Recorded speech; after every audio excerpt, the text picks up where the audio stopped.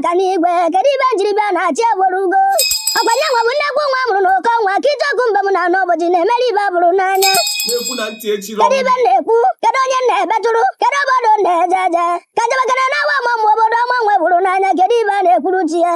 ọkwado awa ọmụmụ n'Imo steeti na o nwere ndị ejiri mara obodo ọgbagburu eziokwu ka nje zute odogwu ka nje zute nwa mụrụ gba egbe ka mbịa ga zute dịka chacha ọkwanye nwe EJYKCO ihe metụla m kedu ibe na-ekwu na-achị ewerugo EJYKCO na m ọma ọkwado n'ụbọchị tata ka ị na-eme +1 na ọbụla eziokwu ibe akwa ka ibe enwe ọchọkọ ji eme gị ọdachi ekwekwana ya ekwe na ị ga-adị ekele ka echi na-echi a na-akwanụ na agwa agwa ma bụrụ eziokwu ọkwanye nwe EJYKCO construction EJYKCO aluminium ọkwanye nwe oji aluminium na-eme ọgọ ma emechachi enyi ike ebe na construction odogwu ya mere gị ibe eji na-adịghị n'aka na bụ n'ijeọkụ ji anabakene na ọ na-abụkwa na-eme ibe eji bụrụ mmanwụ emekwa ibe eji bụrụ nwa aja agụ dịka a na-agba ogwu n'anya aka nnabakene egbo atụgbuo mmanwụ